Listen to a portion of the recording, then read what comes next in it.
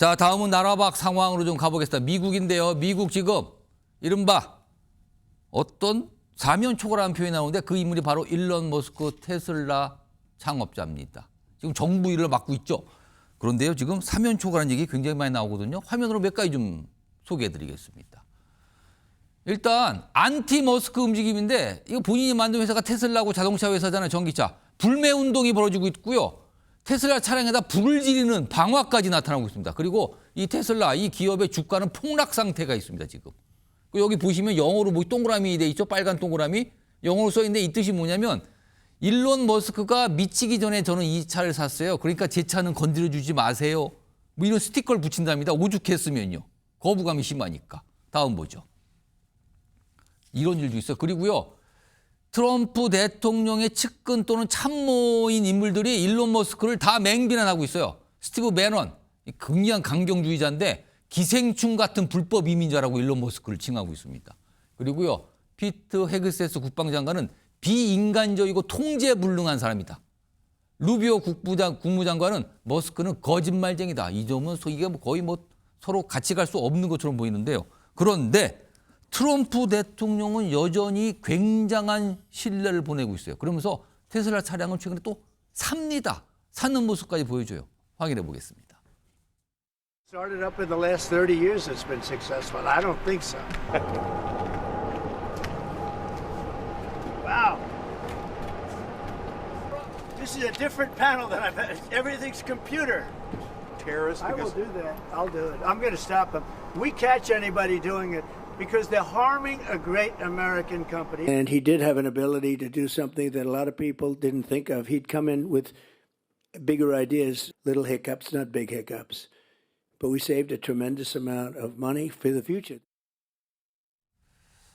한 사람을 놓고 지금 미국이 굉장히 좀 혼란스러운 것 같은데요. 자, 전문가 전화로 연결해서 좀 깊게 알아보겠습니다. 이문정 공주대 국제학부 교수 연결돼 있습니다. 이문정 교수님 나와 계시죠? 네, 안녕하세요. 자, 우선 궁금한 게 일론 머스크 뭐 정부 일을 하기 전에 혁신의 아이콘이었는데 지금 정부 일을 하면서 미국 정부 내에서도 지금 비판이 나오고 무이국 국민들 사이에서 반감이 심한 것 같은데 왜 이런 처지가 된 겁니까 지금? 아무래도 이제 우리 국민들 정서에서 보면은 또 상당히 이해가 가실 만한 게 사실 기업인이지 않습니까? 기업인이 이렇게 정치권에 있다 보면은 아무래도 가장 그 문제가 되는 것은 이해충돌이죠, 사실.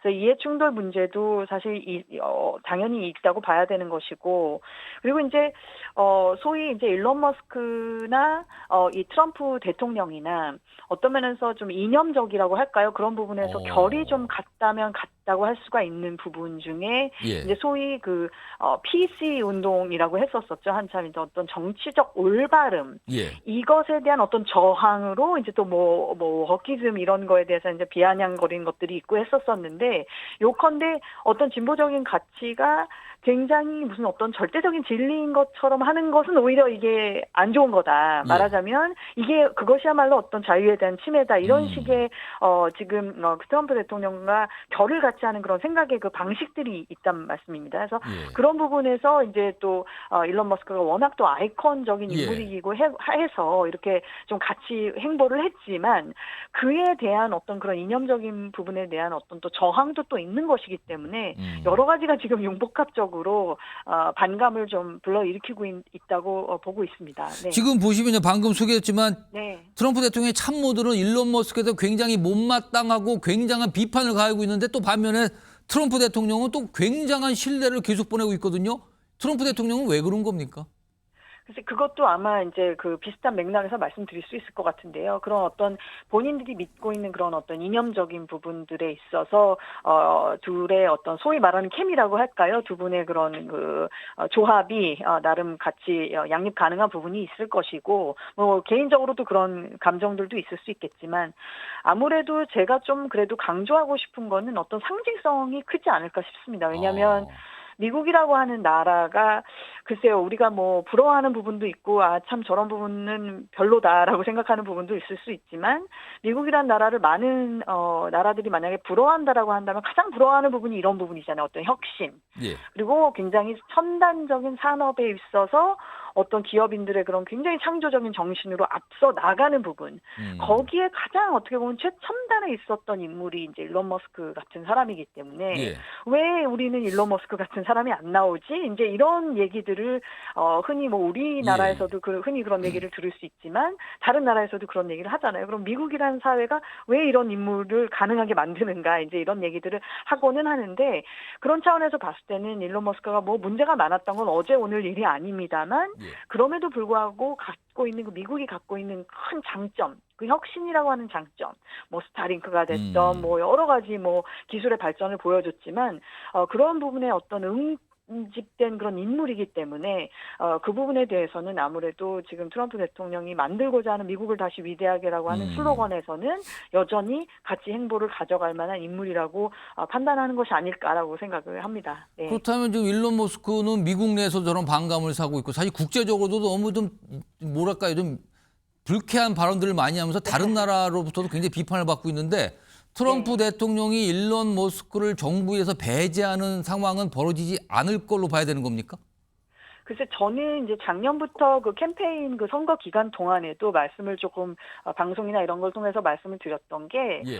언젠가는 아마 어쩌면 작별을 해야 하지 않을까 이런 생각을 하고는 있습니다. 근데 지금은 아직은 아닌 것 같아요. 근데 작별이라고 말씀드린 것은 아무래도 이제 권력이라는 것은 잡기 위해서 같이 이제 연대를 할 때랑 잡고 나서 말하자면 어떤 파일을 나눠 가져야 할 때랑 뭐 말하자면 뭐 그게 이제 논공행상이라고 말할 수도 있겠지만 예. 그럴 때 결국 권력 내부에서 어떤 균열이 발생하기도 할 수 있는 거잖아요.